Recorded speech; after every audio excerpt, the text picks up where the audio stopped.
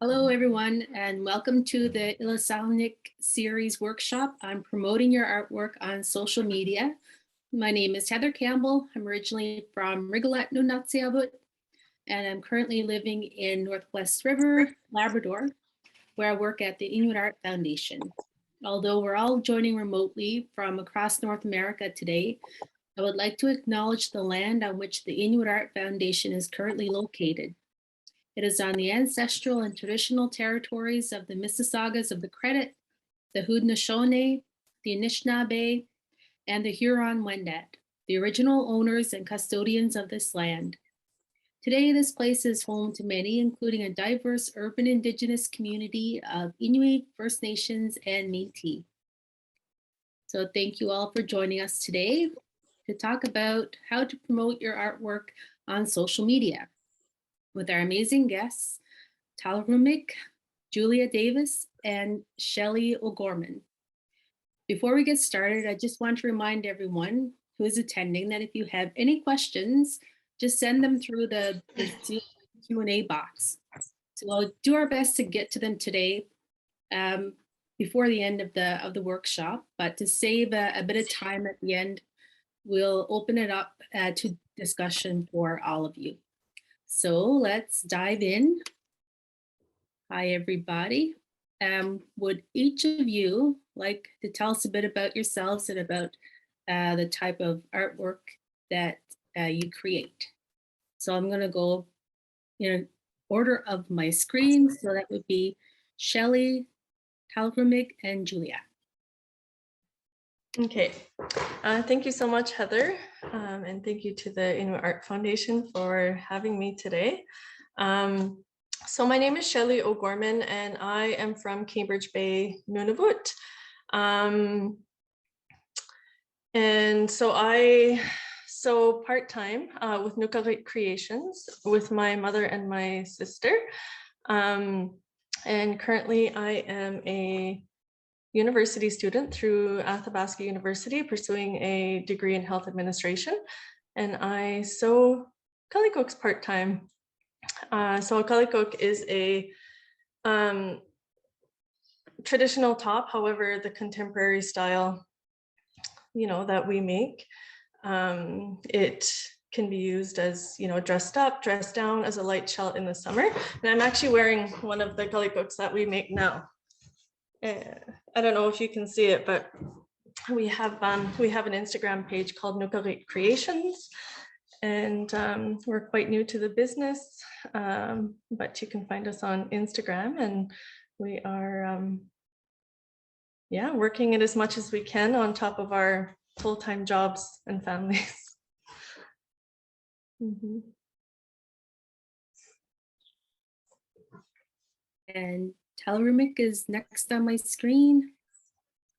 Hi, Queen Aini Heather and Inuit Art Foundation for having me here today. Uvanga Atua Taalrumiq. My name is Taalrumiq. That's my traditional Inuit name, named after my great Nanak, who is named after her Nanak. And I was given this name at birth by elders in my community. And my English name is Christina Grubin King. I am from Tuktuuyaqtuuq. I am Inuvialuk and Gwich'in. However, I was raised with my Inuvialuit family, community, and culture. So that is my cultural identity and way of being in the world. I create original Inuit fine art, Inuvialuit couture garments and accessories. And I also create digital educational content, which I post online, ensuring Inuvialuit representation on popular social media apps. And through my art and fashion design, I've had some really amazing opportunities. And a good example is being here to share with all of you today. And I'm excited for this, Queen Aini. I'm Julia. My Iqaluktuuttiaq name is Ulayok. I go by Julia Ulayok on my TikTok. Thank you very much for having me today. I am currently living in Winnipeg, Manitoba on Treaty 1 territory, but I was born in Churchill, Manitoba. I was adopted when I was a couple days old, so I've lived in Winnipeg after that for my whole life. I I have been singing and composing and playing the piano since I was little. I got my degree in classical voice in performance from the University of Manitoba. But then after that, I started focusing a bit more on the composition and musical theater. And I joined a musical theater program called the Village Conservatory, where we worked on composing our own pieces. And that's where I started composing my musical, which is called Akak. And it will be inspired by Inuit legends, including the legend of the Northern Lights. So yeah, I started posting my original songs on TikTok in January. And I kind of marketed it as a Inuit Disney princess thing. So I got a lot of Disney enthusiasts and a lot of other Indigenous people who were interested in seeing Inuit on the big screen or on the stage. So that is what I have been focusing on my social media. Great, thank you. Maybe we can talk a bit more about how it is you guys sort of express yourselves on social media and what kind of a community you have surrounding the things that you do on each platform. So it sounds like, Julia, your main platform is TikTok? Yes, it is. Yeah, I kind of started just posting videos for fun and things that I thought were funny and things that I was interested in. But as I started posting more of my original stuff, I got more of a community that was interested in the Inuit stories and the music. But I still like to post, about my life and the things other than music, because I think it's important to be authentic with the community on TikTok.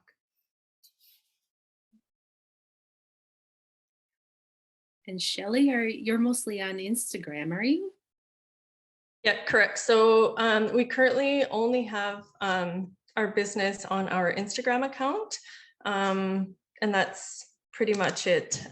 So we have had Nukariit Creations for about a year and a half, coming up 2 years. And it was very kind of out of the blue. And funny story, I was actually in one of the isolation hubs during COVID time, and I had my sewing machine in the isolation hub with me, and I made a kalikuk.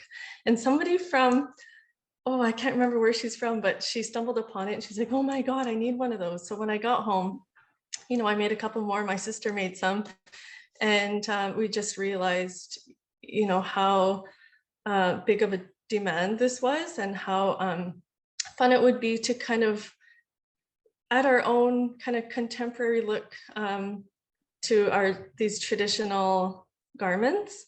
And so we decided to make an Instagram account, and Nukariit means sisters, so it felt fitting for my sister and I, and my mom, of course, was an amazing seamstress, and who's taught us so many things throughout our business years, and decided to start making some with us, and it just kind of blew up from there. So currently only on Instagram, occasional TikTok videos, more for for our own fun, but yeah, just mainly on Instagram.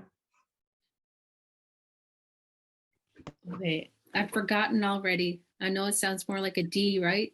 Yeah. Taalrumiq. Taalrumiq. Yes.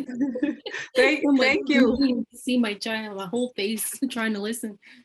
I really appreciate you trying. It means a lot to me, Queen Aini. To answer your question, so I am active on TikTok.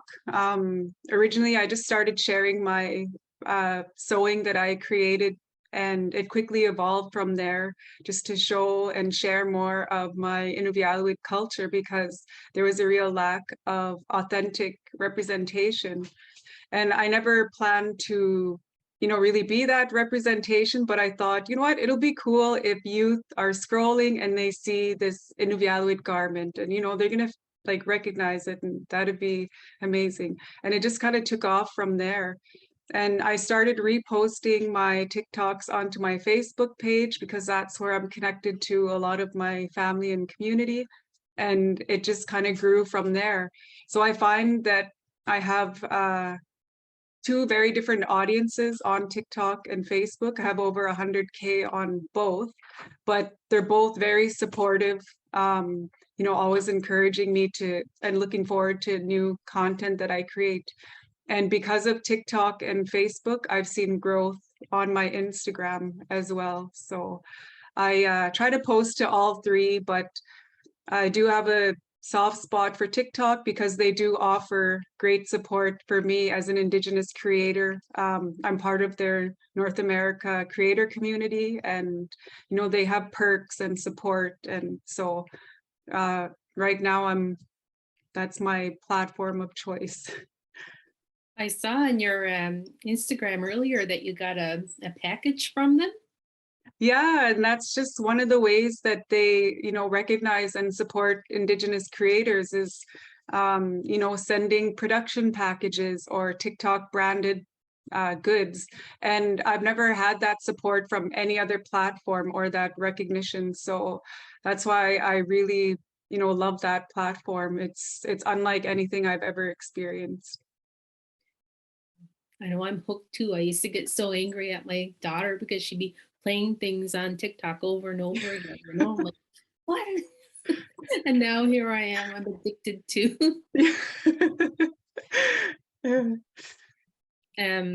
Julia, you're also part of this special program with TikTok. Yeah, the accelerator program for Indigenous creators. It's been like, yeah, we were talking a little bit about it before. It was, I think I applied in the summer, and they accepted 40 Indigenous creators who have been promoting their work or culture on Instagram, or sorry, on TikTok. So yeah, it's been really great. We do like workshops and like kind of master classes and Q&As 2 times a week with some more like we did a couple with Sherry McKay, and just on like promoting your work or like online safety, and just it's been a really nice place to build a community and, you know, have that network of other Indigenous creators, because I live in you know, I live in the city, so I don't really have a lot of other, you know, Inuit like even just like friends and what's the word, not coworkers, but Acquaintances. yeah, sure. So it's been really great just to meet other people who are kind of in the same position as me and wanting to, you know, be a creator online. It's been great. I would recommend it to anyone. I think they do one every year in the fall, so definitely I would definitely recommend it to anyone. Yeah, I think each platform has sort of pros and cons depending on what your goal is, I think, of being on social media. Shelly, I don't know if you want to talk about that and what you think kind of are the pluses of Instagram. I know with TikTok, you can only type so much, right? Like in the comments section, but with Instagram, you can basically write whatever you want. Yeah, so I don't have too much experience with TikTok, like other than just me and my kids' silly kind of videos we make, or you know, I've made the occasional like a sewing reel, I guess, through TikTok and posted it on our Instagram. So other than Instagram, we really don't have much experience in regards to our business. But I find, so I'm personally not on Facebook. I just find, you know, sometimes the Facebook community is a little bit tougher. Like I don't know. I personally, Facebook was not a good fit for myself. Instagram, we have about a little over 10,000 followers or supporters, I guess I would prefer to say, that we've gained over the last couple of years. And you know, everybody, most people who follow us have been very supportive on Instagram, and I feel like that's a safe community for myself. And yeah, we're able to post our sales. We haven't had any issues with the sales other than one thing that we've kind of had to learn and struggle with still now is when we decided to post and have sales on Instagram, we were doing it initially for a small group of people, right? And so what we're struggling now with today is posting sales on Instagram and advertising that you're having sales. And so when that day comes, there's, you know, a whole bunch of people waiting for that sale. And when you post a kalikuk, and, you know, with our crappy northern internet where I live, sometimes we get multiple people comment at the same second. And so I find that a bit difficult, and that we're still navigating our way through what the best kind of source is to have our sales and run our business, but also keeping in mind that we are just a small Inuit run business. So how do you maintain that and keep up with the demand is what we're learning. So like I said, I'm a full-time student. My sister and my mom, they both work jobs full-time, and we all have children. And so trying to, you know, maintain the demand and also live a life, you know, these are not things that we can send to be made in a factory. They're made with love and knowledge that has been passed down. And so we like to maintain, you know, our culture. And so, yeah, just struggling with how to maintain us as Inuit and keep up with the large growing demand. So maybe eventually Instagram won't be the thing for us, but we're still navigating our way through that. Did anyone else have any thoughts on that? I know we were hoping to kind of talk about that idea of having a responsibility not only for yourself and your you know what you're sharing, but also responsibility for the community overall and Inuit traditional knowledge as well. How does everyone kind of navigate all of that? Are you worried about appropriation, for example, or negativity online regarding Inuit culture, especially the fact that we use so many animal products? I know there's many layers of, you know, political, yeah, complications, I guess.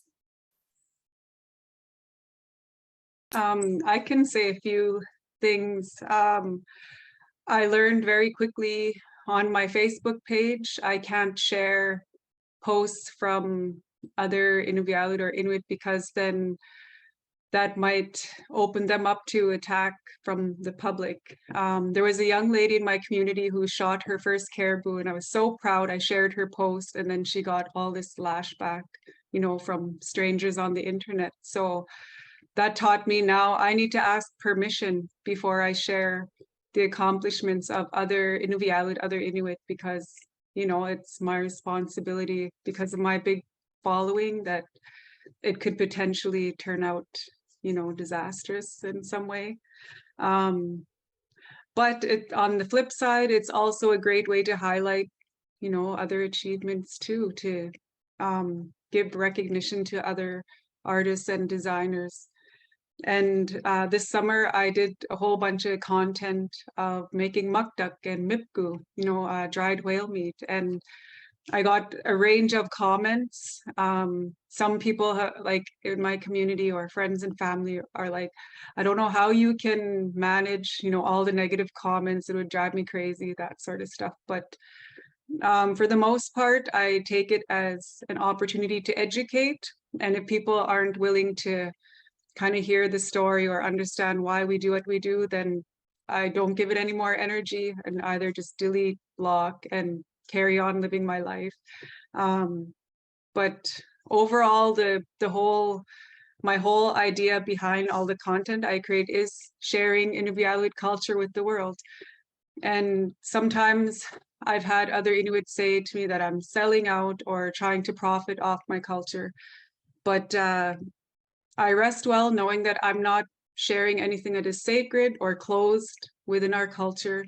A lot of the things that I share about my culture, you can find on our own website, our Inuvialuit.com, or, you know, Google. A lot of it is public knowledge. And yeah, I get more of a positive response, and that encourages me to keep going, keep sharing, rather than, you know, focusing on all the negative aspects. I feel like for me it was difficult to, because for every like 100 comments that are so supportive and that are appreciative of the things that I'm posting, it sometimes it just takes that one comment that just hits a little different, or you know, hits something that I'm already a little insecure about. But I just have to remind myself often online that, you know, I know who I am and I know what my intentions are, and I know that if someone took the time to post a comment that is intended to hurt me, then that's just something that I can't really control. And you know, not everyone is going to appreciate, like with any story, like there's always going to be something. And yeah, it is difficult to get those comments that are like, oh, you're to this, or you don't look this way, or you don't look like you could be Indigenous, or you're not, you know, you live in the city, you don't talk like, you know, someone who is Indigenous or Inuk. But it's just a lot of reminding myself that I know where I come from and who I am, and I share the things that I am passionate about. I always, you know, before I shared the story about the Northern Lights that I wrote, I talked to my grandmother about it, who shared the story with me. So I agree that it's important to just, you know, get that permission and before sharing things. And yeah, that's been my experience.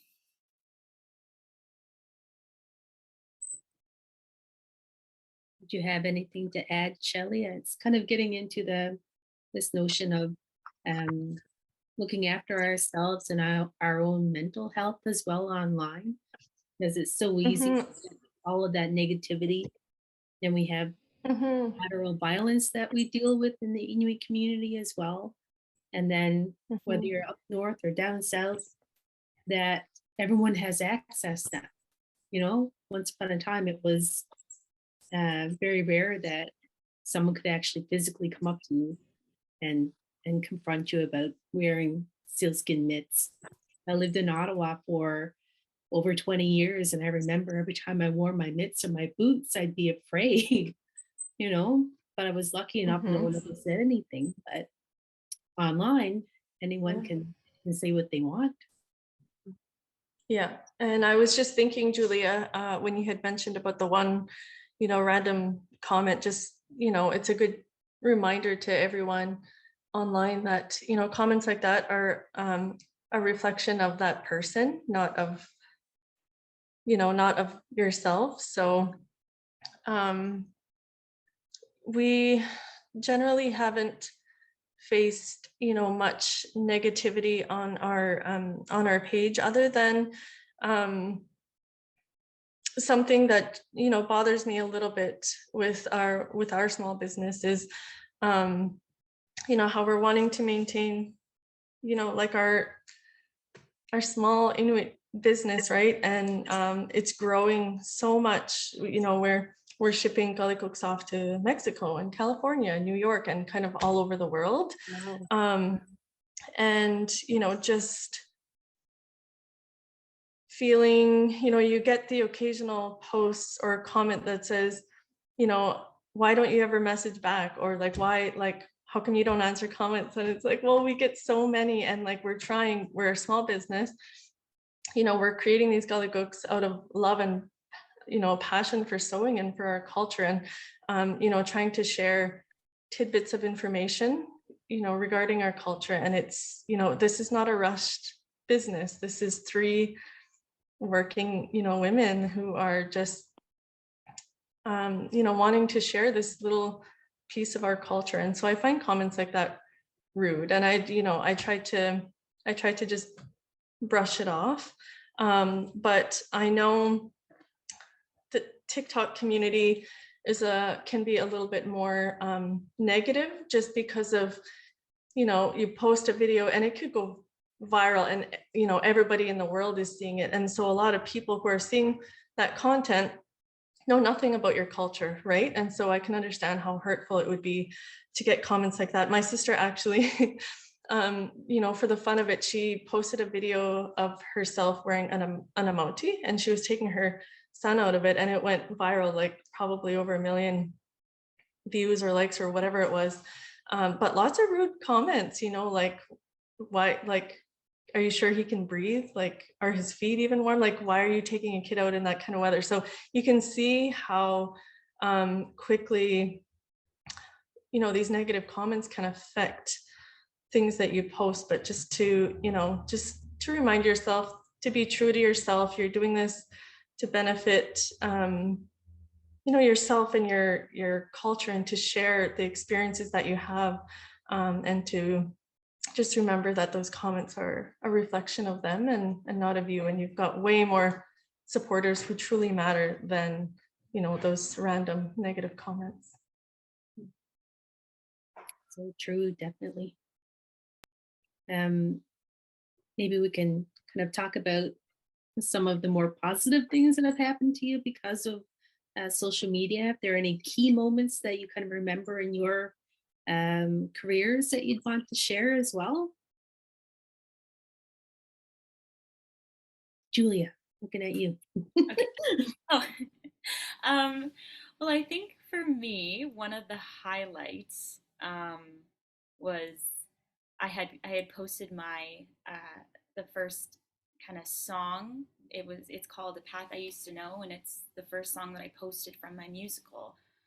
And I've been a Disney fan. I was like obsessed with The Little Mermaid when I was a kid, and Aladdin, and you know, all those fun little movie musicals. And then Disney on Broadway ended up commenting on my video, which was a really cool kind of full circle moment. And I felt like little Julia was feeling really validated that day, and it made me want to, you know, post. And I think the one of the more positive things about posting on social media and posting my work is when I see comments like, or we were kind of talking about this a bit before, but when I get comments like, oh, like, how did you get started? I want to put my kid in piano lessons. Like, my kid is interested in choir. Like, what can I do? How can I get them started? I just feel like it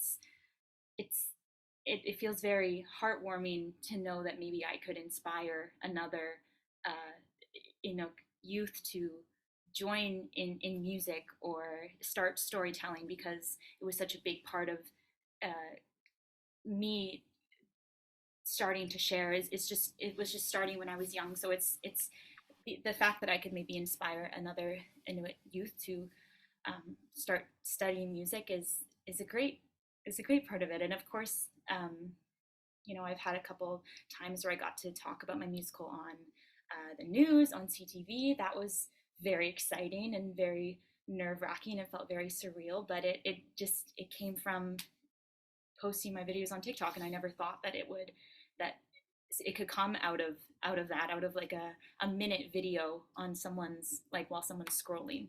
So it's been really cool. And there's been, yeah, as much as there has been a couple negative things, like it's just so overshadowed by like all the positive things that have come from posting on TikTok. So do you have some comment that you'd like us, or content that you'd like us to share right now? Sure. Me? Yeah. Sure. Okay. Everyone. Okay. I will share my screen. So, or maybe I'll just, this was the first video that I posted from my musical, and it's a little clip from a song called "A Path I Used to Know." I will share it here. Share sound.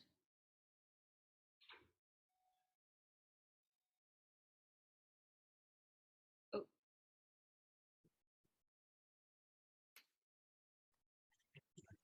The land is so much bigger than I ever thought it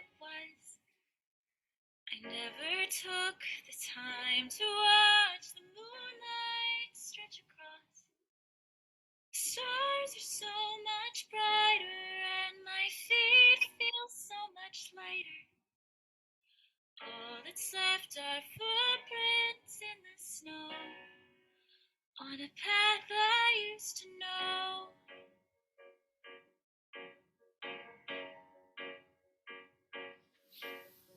Out from the shadows burning bright,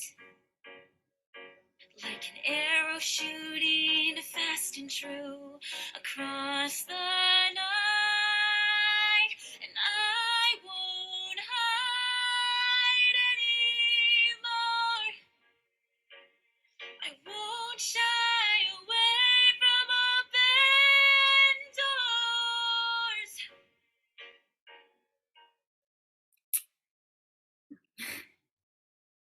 I love that. Your positivity just, shines through to everybody. It's amazing. Thank you very much. Yeah, it was a big step to post it for the first time because it felt like a little piece of me as opposed to just kind of doing the trends or doing like silly videos. It was definitely scary to post it for the first time, but yeah, I'm glad I did.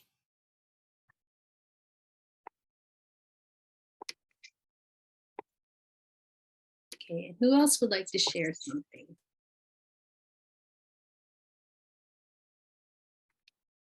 I realized that we Do you want me started to go next?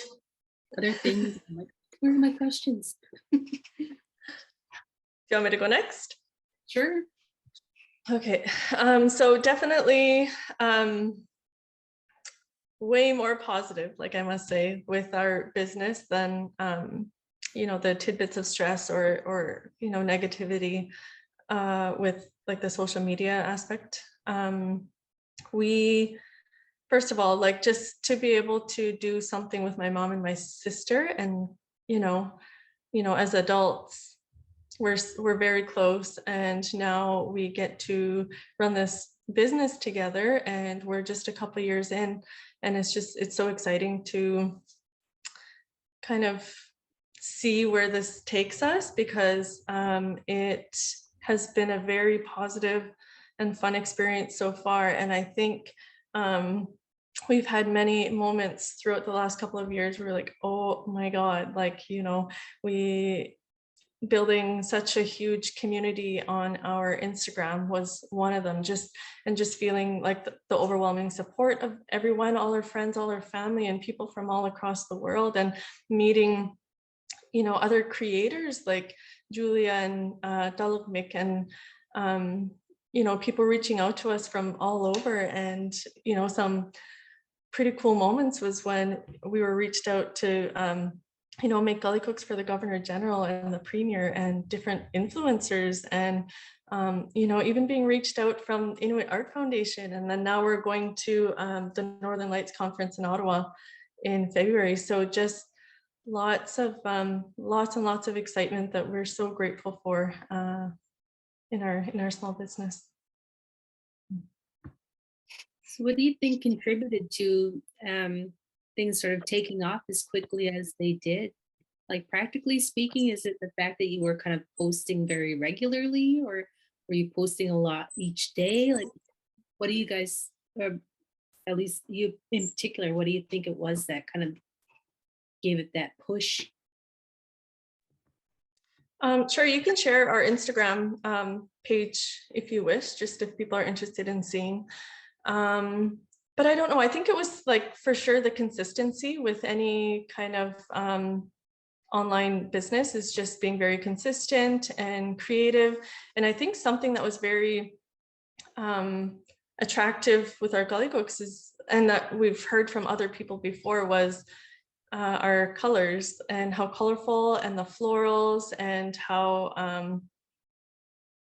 like one of the best parts that we enjoy is matching like all the different colors and the cuffs, and just being very colorful. So I think, yeah, just being consistent on social media, and trying to share bits about our lives and our culture, and just kind of encouraged people to come onto our Instagram and follow us and follow along. So we're very thankful. It's incredible how many variations you can create. Like, you'll never run out of ideas because you have so many different patterns and different trim designs. And yeah, and what's really cool that we love is that each kalikuk is unique. We don't make any two the same. We might reuse the same fabric, but all of the different color schemes are different. So no two will be the same. That's unbelievable. Wow. It's like having an original painting each time, but it's in material. Yeah, we kind of just use our creativity as we go, and we pick a fabric and we pick colors. Like we never try to match from what we've created before. We just, in that moment, in that creative moment, we make whatever comes to our minds. Do you do custom orders? I know you had a little sign up at the top talking about how, I guess you were. Yeah, if we don't have that sign up, we'll get a ton of messages about custom orders, but we do we do on occasion take customs. I think now that we're getting more comfortable in our business and comfortable with adjusting sizes and just, being better seamstresses, I guess, than we were 2 years ago, just from, consistently making them. I think we're getting more comfortable with taking custom orders. Is this your daughter? She's adorable.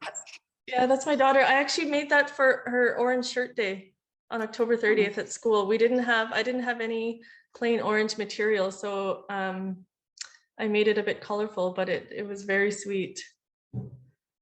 Oh my goodness, too cute. Thank you.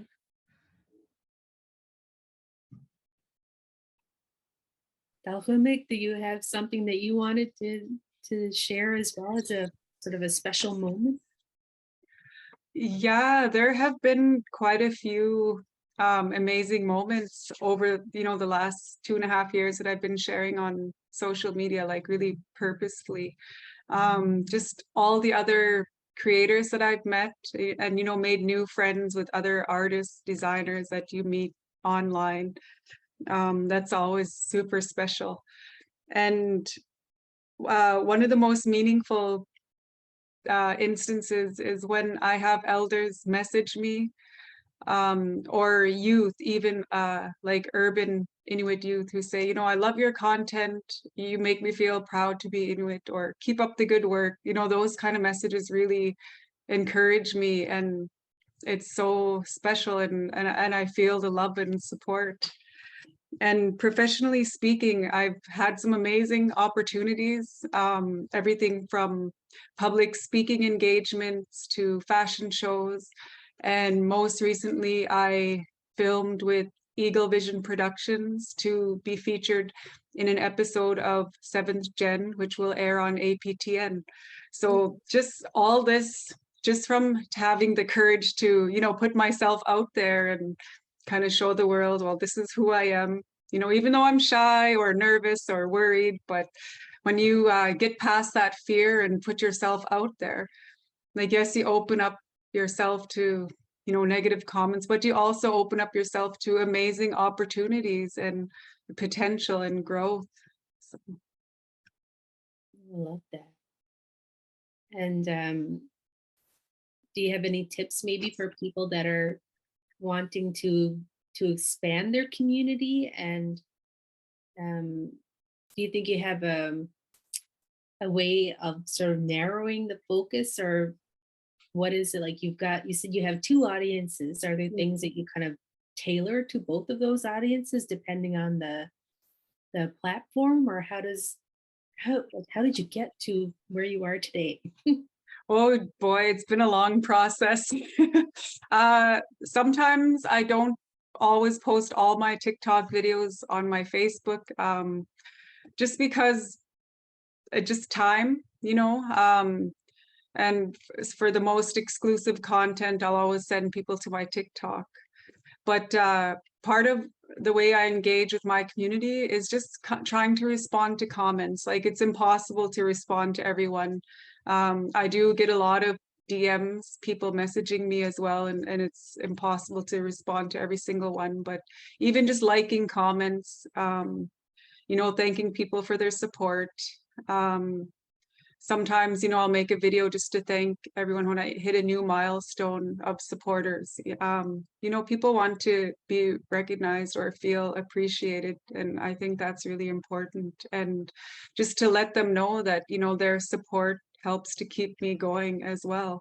Because without all the supporters or fans or followers, you know, really, I wouldn't be here. You just reminded me of something. When I first moved to Ottawa, I worked as a guide and like a demonstrator, like I demonstrated carving and Inuit games and that kind of thing during the summer months at the museum.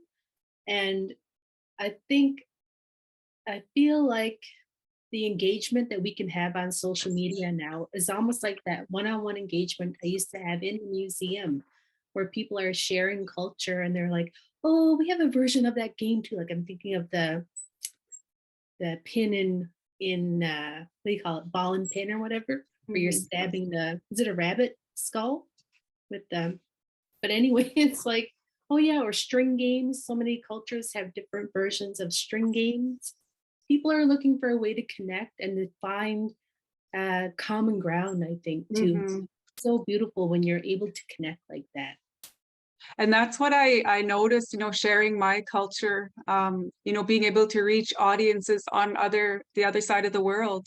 And I find that there is so much that connects us, and there are a lot of similarities.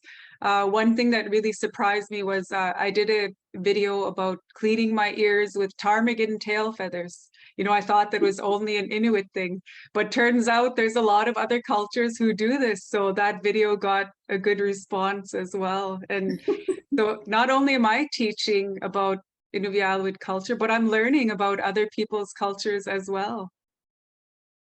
That's incredible.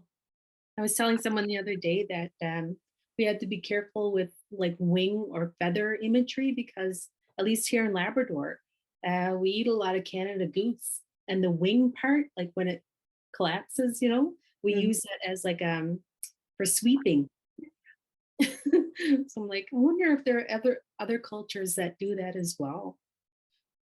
So I don't know if any of you in your regions do that or not. Yes, we do that. Inuvialuit keep the goose wings for sweepers. You get a left and a right, so there's no excuse. Everyone can sweep. I love that. Yeah. And Julia, did you have anything you wanted to add? Yeah. Yeah, it's really cool for me to kind of see, like I know you mentioned earlier that you know you want to that there was like a lack of Inuit culture, like Inuit role models, and even just hearing these stories about you know about the feathers and stuff. It's cool for me, not you know having a lot of contact with like other Inuit people. It's really cool that I can get to see those things online while I'm scrolling, and I can you know. So I really appreciate it. Like not even just as a creator, just as an Inuit youth, you know, scrolling through TikTok. That's something that I really appreciate, and yeah, it's something I experienced a bit too when I started sharing the story about the Northern Lights. I had people commenting, being like, "Oh, that's in my culture too, except it's changed a little bit this way, or you know, instead of this, there's this." So that's kind of cool to learn about the other cultures as well. I agree with that too. I'm trying to be uh, taking notice of the time because I'm loving the chat, but I'm like, oh, I have to check my actual questions that I was supposed to ask today. I think we've talked a lot about sort of the impact on us personally, but maybe we could talk a bit more about using social media as a tool for your business. What do you think are the primary benefits of doing social media versus, what probably you've done more in the past with events and trade shows and that kind of thing?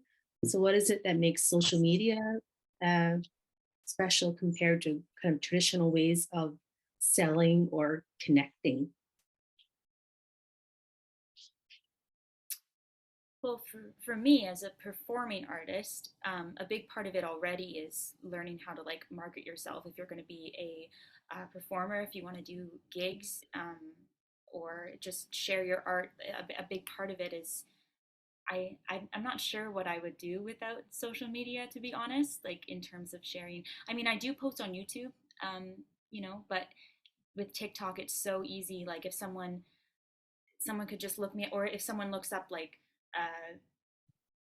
Disney, like with all the hashtags and stuff, like it's so easy to be found on the explore page. So that's really nice for for getting my music out there and stuff. I'm not sure about like I know it's probably different for in terms of selling products or things that you make, but in terms of performing uh, artists, I think it really has been a game changer, because like if one of your songs goes, like it happens all the time where like a song goes viral and then it's on the radio and then everyone's singing it and it's all over everyone's For You pages. It's crazy how quick it can change a life. So it's been great. I think it's been a great tool for me as an artist.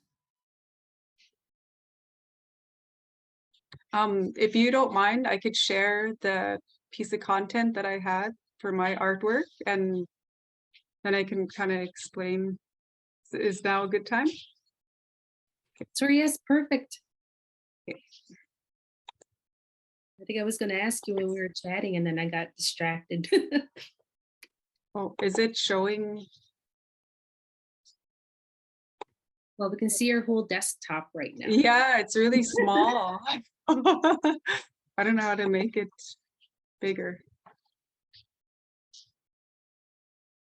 Let me try that again. Sorry.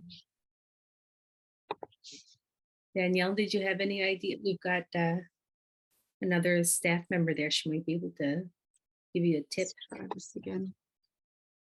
Yeah, when you just got to select the screen. Yeah, you got it. Can you see it now? Yes.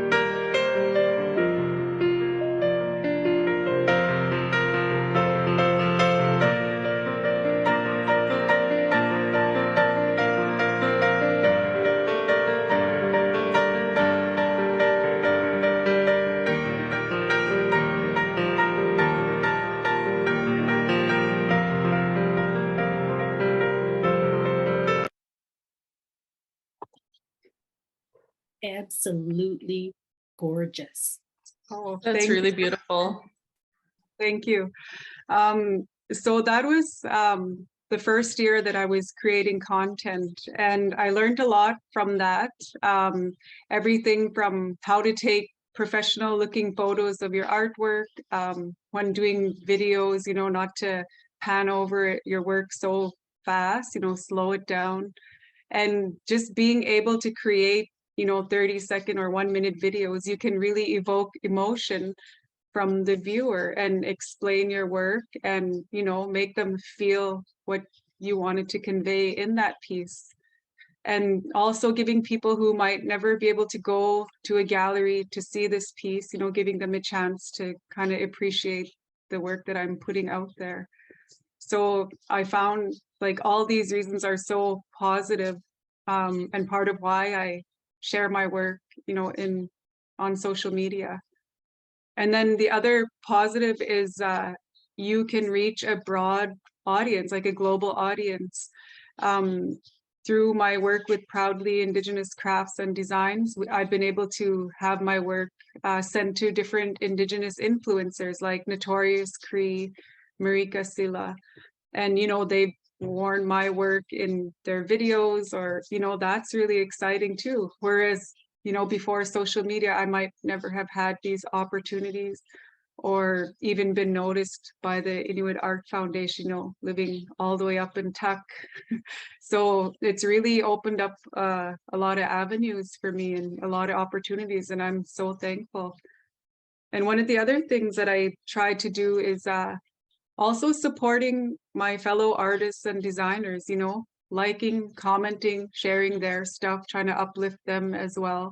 It's not only just about me, but all of us as a community, and really supporting each other. Yeah, I'd like to talk a bit more about that sense of community, or developing a community. Who is that community, and how are you coming together and learning from one another?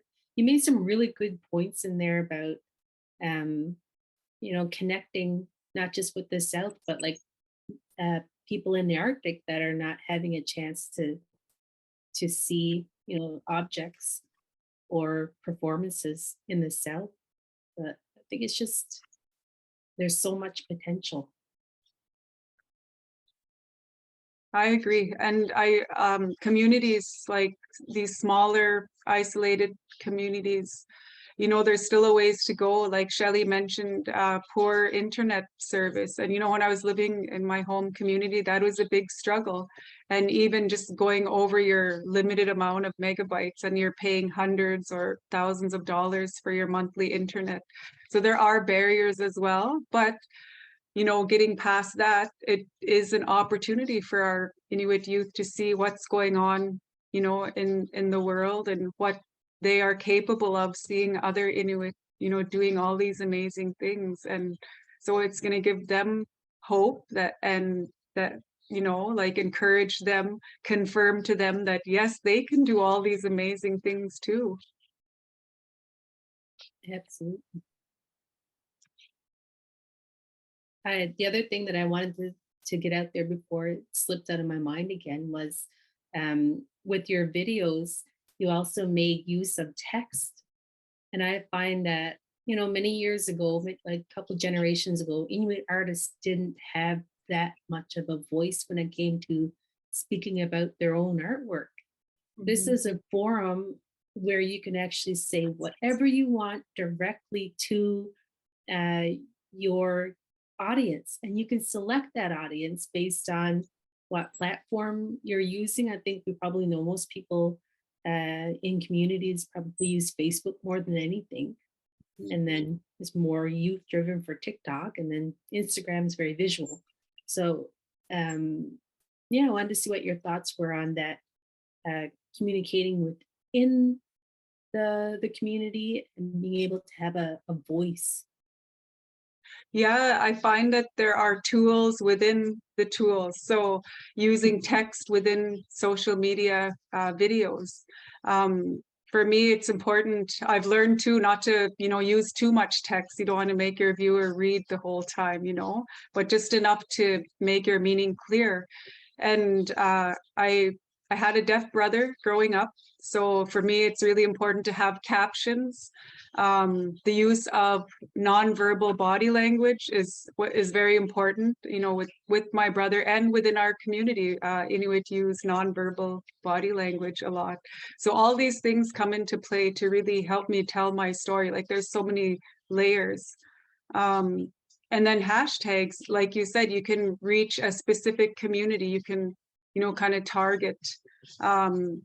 And I think that's how some of my content has been noticed by, you know, hashtag Inuit art, hashtag Inuvialuk designer, those sort of things.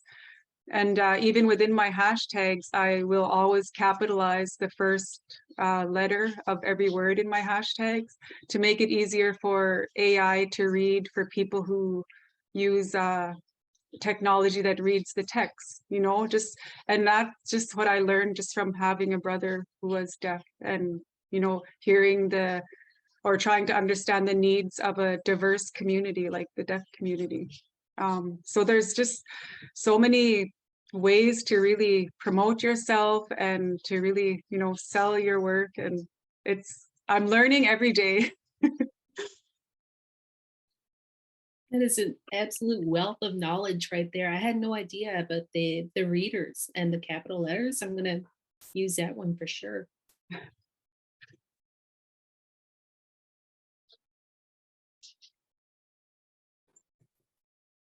Julia, did you have anything to add about your experiences with TikTok, especially with your involvement with the what's it called again? The Indigenous Creators Initiative? Yeah, the accelerator program for Indigenous creators. Accelerator, that's it. In terms of the text and using the little things that TikTok has, it's even nice for sometimes there are days when I want to make a video and talk about something, but I don't really feel like speaking. So it's nice that I can just put it on the screen and yeah. So that's been good, and the program's been great for learning how to use tools to promote yourself and to connect with the community just through little things that I didn't even realize, like ways that you can boost your videos by using the hashtags, or even using like the filters and the effects. That was all stuff that I didn't realize could be used to promote my content. So it's been really neat to just kind of learn those little tips and tricks. So how did you get involved in it? Did you have to apply for it, or how did that work? Yeah, I applied in, I think it was August, and it was because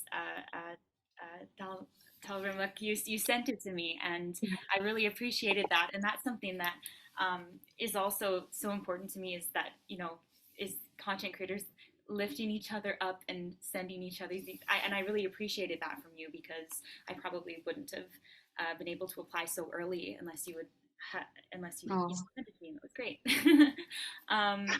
But yeah, I sent in my application. I think I had to send in a couple videos, talk about what my goals were as a content creator, and they picked 40 content creators from across the country. So I was very honored to be a part of that. But I completely agree with what you said earlier about lifting each other up, because there is room on TikTok for everyone to thrive, and everyone has a different story to tell and different things.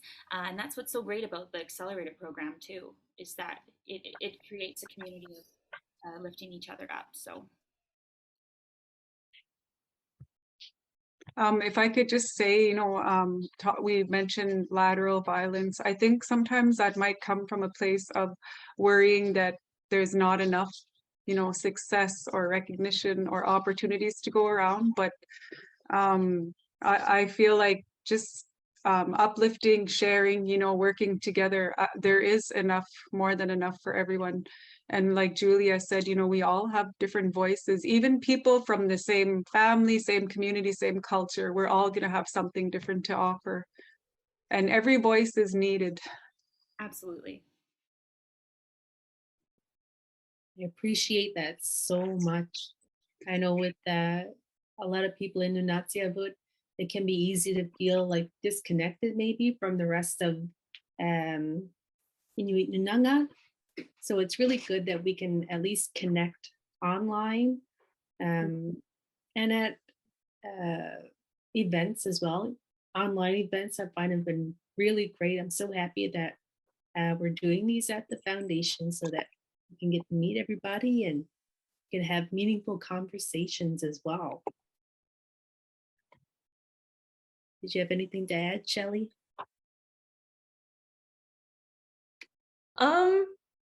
Not too much, just on the topic of how having social media has been beneficial to our business. Just thinking of, first of all, I mirror all of your thoughts, Julia and Taalrumiq, and also you, Heather, when it comes to everybody having a voice. And Indigenous people are so creative, and they have so much potential, and it's, you know, now is the time for everyone to shine, right? And social media is the way to do so, whatever platform. You know, for our business, it's been good because it's really the only way that we get to market. And when we're isolated in such small communities in the north, it would be really hard to get recognized to your full potential. So I think it's very beneficial to, you know, our cultures now for education purposes and you know, promoting our small businesses and whatever, right? So it's good.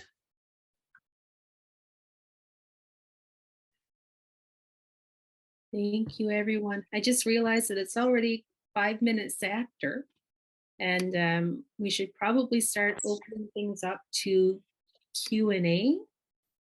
So I'm not seeing any questions in the Q&A. Are there any in the chat? Well, we have a lot of activity going on in the chat, I think. Maybe we can start having a look through some of the comments. So it's fun to see we've got people from all over the place. We've got someone here from Fairbanks, someone Gwich'in living in Alberta, someone from Inuvik. So a lot of people saying hi. But do we have questions? Can you guys see the chat as well, panelists? Yes.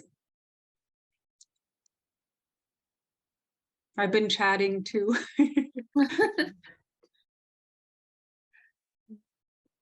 I have a question, if that's okay, for Shelly and Julia. Do you ever experience imposter syndrome? And if so, how do you handle that? Definitely. I think you know, it always just comes from my own insecurities about you know, living away from my community. But absolutely. Even I was just I'm on a trip right now with a friend of mine, and I was even feeling a little bit, to be honest, just coming in to this with such amazing creators, and it's always just a little bit there. And you know, I have to tell myself that I am in I you know, try and affirm to myself when I feel that imposter syndrome that I'm in a space because I deserve to be there, and people want to hear my stories and my opinions and my voice. And although I might not have all the answers and I can't speak for all Inuit, I know that my story is worth sharing. So I guess it's just a matter of just reminding myself of that when I feel insecure. I think people always respond positively to authenticity, you know, and if you're true to your experience in where you are in your life, that's just as valid as anyone else's or any other Inuk's experience. Your experience and your truth is your own, and their experience and their truth is their own. It doesn't matter where you live or how you grew up. You're still Inuk, you're still experiencing your life the way that you are. And if you're expressing it, you know, for everyone to see, it's very brave of you. And, you know, it's a beautiful thing that we can all share and connect right now. Thank you for saying that. Oh, yeah. My daughter, we moved back up north a year and a half ago. And we were able to connect a lot with the Inuit community in Ottawa, but at the same time, it's different, you know? So it's interesting to see both sides of it now. And I wish everyone could have that experience.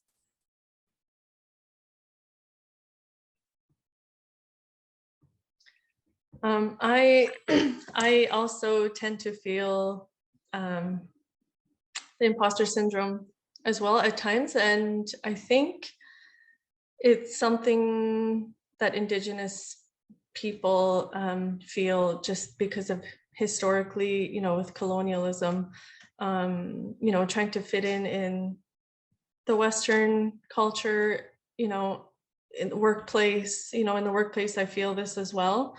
You know, my knowledge and my skills aren't, I wasn't raised, right, the same as the majority of the population in the workplace, or, you know, in the world, I guess. So, you know, I do tend to feel this, but not just within my,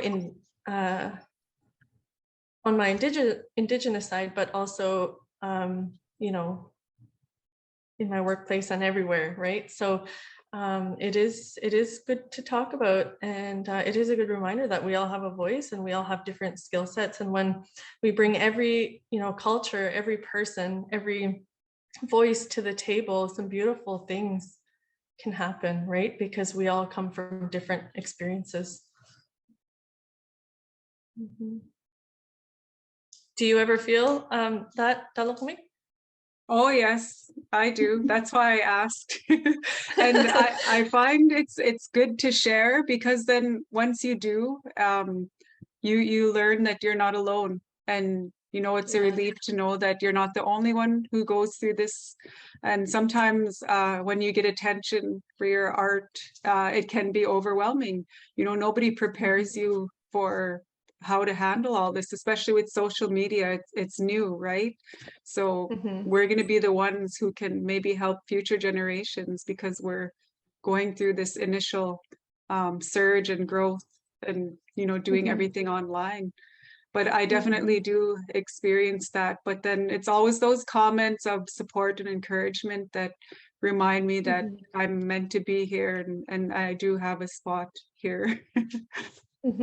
And it is a process, right? Like, I think culturally we're all just, you know, more quiet and I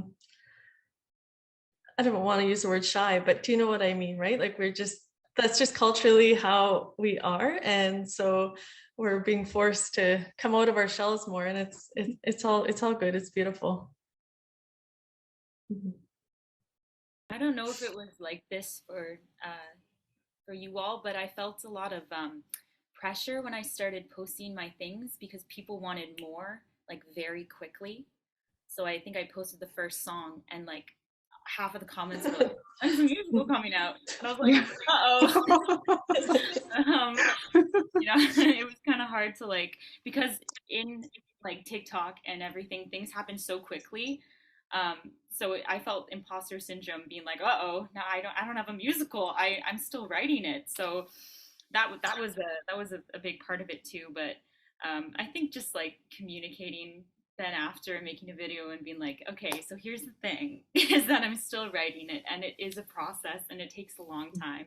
And so that kind of helps a little bit with the imposter syndrome, is just being honest about the way that my writing process was. But I don't know if that's something that you all experienced with, like, you know, even I think you were saying earlier, Shelly, about comments being like, why haven't you been responding? And, you know, because they expect like very quick responses and very quick. So yeah, I don't know.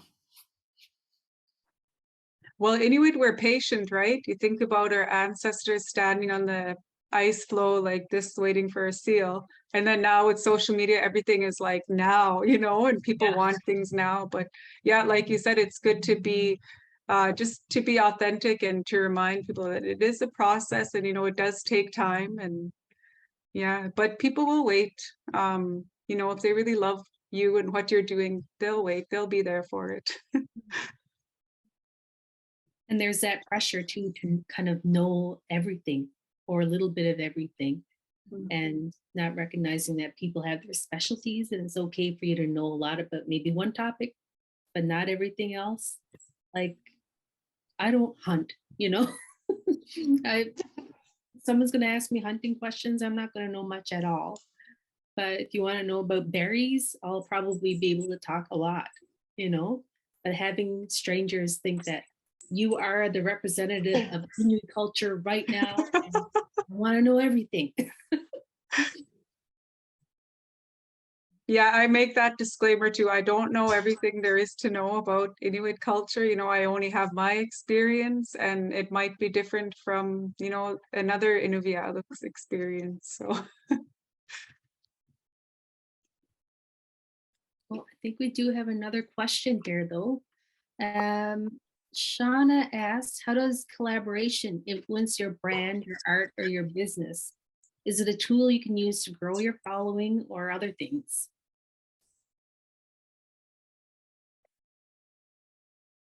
Who wants to take a crack at that one?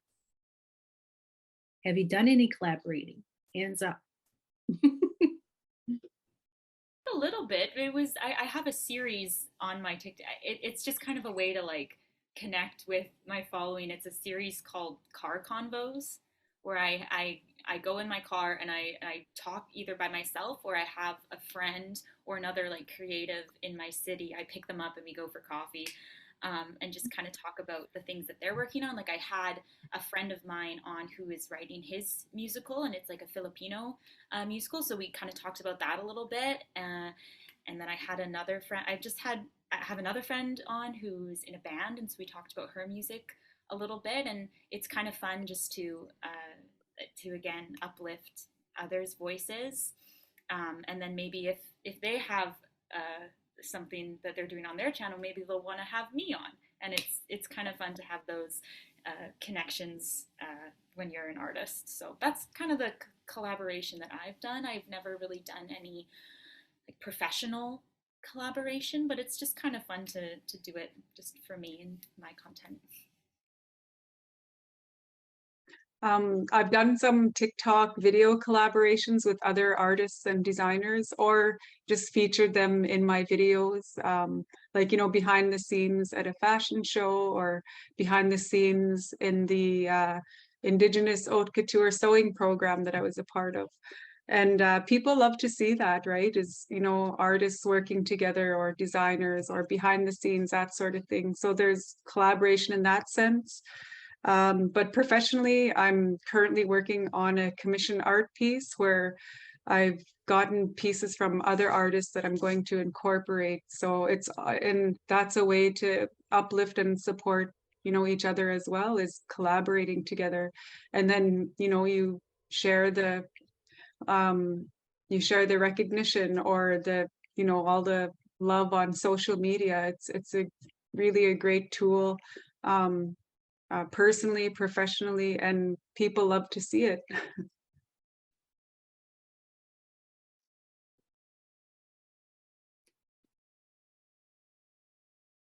I'm feeling jealous. We haven't done too much collaboration in regards to our business. However, we're, you know, in the early stages of collaborating with another artist. I can't name too much details right now about creating a logo for us finally, because, you know, we don't officially have one. So it's cool to collaborate with other Indigenous artists for your businesses. And another cool thing with you know, Instagram and sharing our work is, like, you know, how supportive other artists are. So, you know, you post something and other artists are sharing it, and we're doing the same. So you know, collaboration in that sense really helps, you know, boost our businesses and our, you know, it's just a lot of support. Earlier this year, for National Seal Products Day, I did a collaboration with 3 other artists who use sealskin. So we did, you know, videos on our TikTok, and then we did a giveaway on our Instagram. So we each made a pair of sealskin earrings, and some lucky person won the whole lot. So that's another fun way to help grow your following. Part of it was, you know, you had to follow us on Instagram and comment to enter, and seeing the 4 of us together, you know, it's exciting, and that's a really good way to help build your following as well.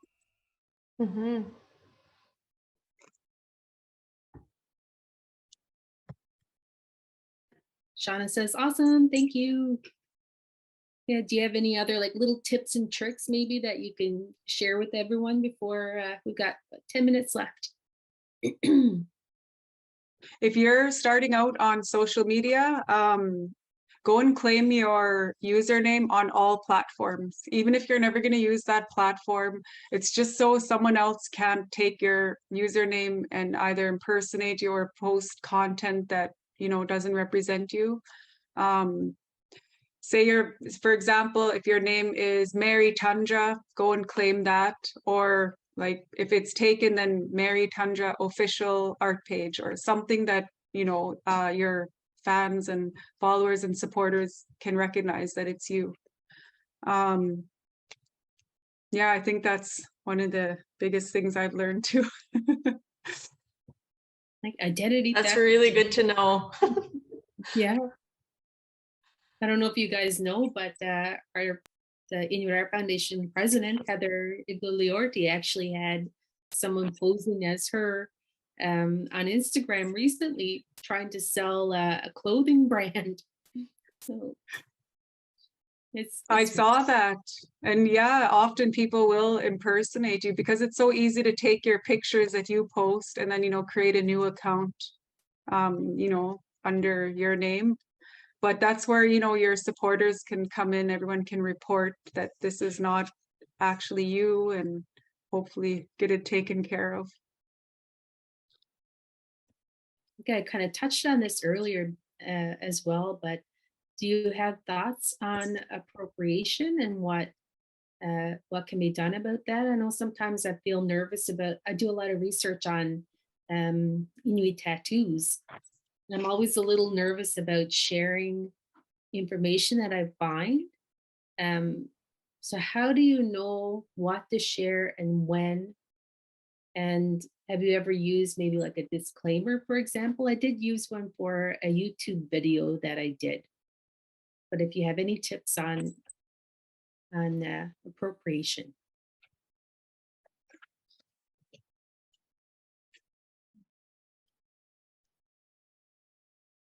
I'll just tell you that for my tattoo video, I let everyone know that this is a time of reclamation, I think, for Inuit women wanting to reclaim these symbols and these tattoos, and that if you're not part of Inuit culture, then it wouldn't be appropriate for you, you know, to get the tattoos either, you know, anywhere on your body. I explained that there were spiritual significance to the tattoos, and that's one of the reasons why it wouldn't be appropriate, that it would be very disrespectful to someone else's spiritual knowledge. And I think because Inuit culture has so many connections with regards to spirituality and material things, it can be, you know, very tricky to explain that and to keep that from happening, to keep, you know, people from stealing ideas. It's so important though, what you said, like about putting a disclaimer. And I imagine the reason you're sharing such a video is, you know, to share this knowledge with other Inuit who might not have access. And, you know, this is a great way where we can continue traditions or revive sleeping traditions with each other. For example, from the Inuvialuit settlement region all the way to Nunatsiavut. But also, yeah, there is the risk of, you know, other people appropriating or taking our ideas and then presenting and profiting as their own. So it's kind of a fine line, you know, and I think about this too when I present my work as well. But I mentioned earlier, I tend to not post anything that's closed within our culture or sacred. You know, most of the things I share is common knowledge. But for example, the Muktuk and Mipgu videos, I had to make a disclaimer that yes, it's legal for us to hunt whale, and it's only sustainable hunting, like subsistence, only taking what we need. And it's part of a larger issue that, you know, Inuit face food insecurity. So we still have to rely on traditional methods of like getting food to feed our families and communities. So just, I think for me, that's probably the way that works best is making that disclaimer, and then again saying, you know, I don't know everything, and I'm also relearning many aspects.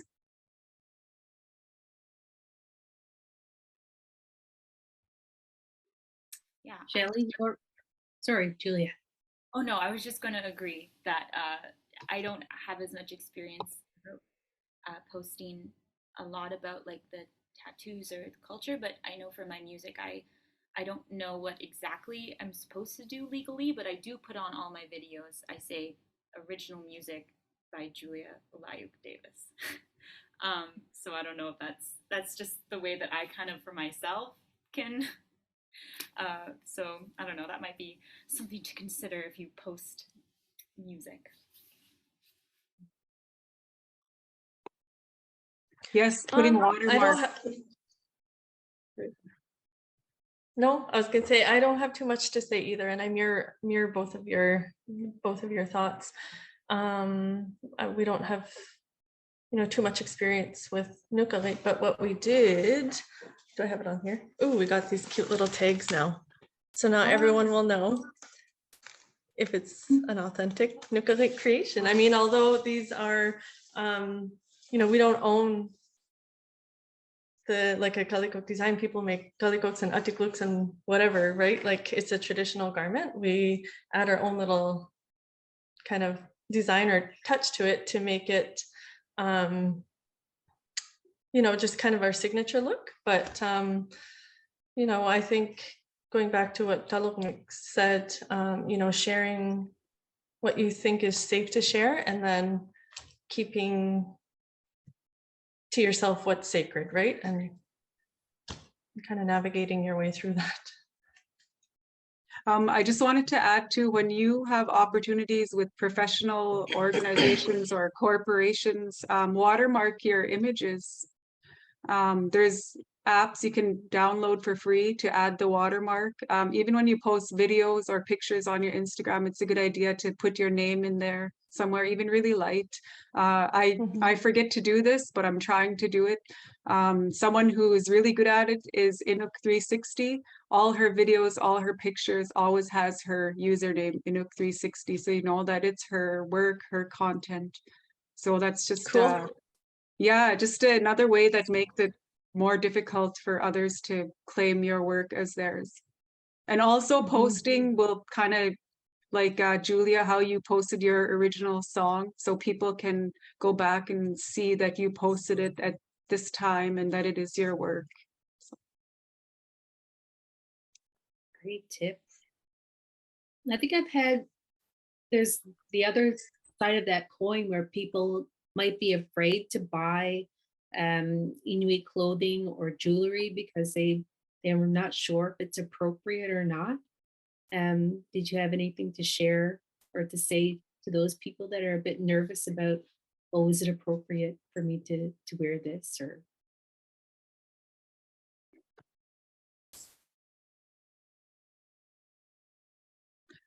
I get this question a lot.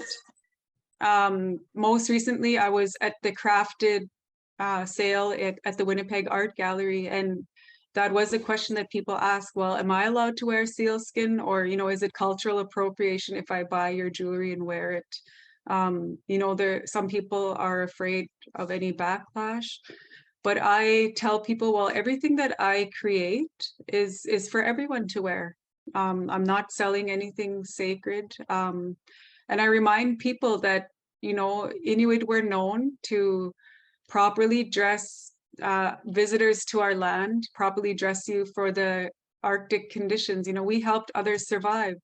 And now by purchasing my jewelry, my garments, my artwork, you're helping me to make an honest, modest living. You know, I have bills to pay. You know, we do live contemporary lives as well. So it's just a really great way to support Indigenous artists is by purchasing their work, and everything I create is everyone is welcome to wear it. absolutely, it's very well said. Those are my thoughts exactly too, Taalrumiq. That's exactly how we feel. And, you know, it's not something I can speak for all Indigenous people, but for us specifically, that's exactly how we feel. we really appreciate all of the, the support that we get, because it does help with living, right? So. And we're in a time too, people are finally valuing our work. No longer are people able to buy like beaded moccasins for $1, like in the fur trade era, Now we're finally being able to demand like fair compensation for our time and effort, and all the traditional knowledge that is put into our work, whether it's sewing or singing or whatever we're doing. Mm-hmm. Absolutely. I just realized we have 1 minute left, guys. So do you have a closing remark that you'd like to say before we wrap up for the day? Just thank you for having me today. This is really nice to be able to chat about this stuff that is very important to me and a big part of my life. So thank you. And it's been great to hear about your experiences from the other panelists. So thank you for that. Well, thank you for being here. Kuinaini Nakumiq, everyone, for letting me speak. It's a privilege to be here alongside Shelly and Julia with the Inuit Art Foundation to have this opportunity. Kuinaini. Thank you so much, Inuit Art Foundation, for having me here today. And it's been a pleasure, sitting alongside Taalrumiq and Julia. I've learned a lot today. It's a good reminder that we are not alone in this. So thank you guys so much. And thank you to everyone who joined. Definitely. Thank you all so much. Just a reminder that we did record this session and it will be accessible through our website and through our YouTube channel. And I think we're going to drop a link right now in the chat. Also to your socials, panels as social handles, and we'll be able to learn more about your work. So don't forget to register for our other upcoming workshops. So Thursday, December 1st, we have Career Paths for Artists with Barry Pottle and Nukariit. Thursday, December 8th, we have Digital Art with Bronson Jock and Aya Kumangapik. And yeah, we'll follow up with links for all of you that with resources we've covered today in an email. And you can also find that information on our website and through our social media. So thank you so much again, and hopefully we'll talk to everyone again soon. Have a great rest of your day. Bye, guys.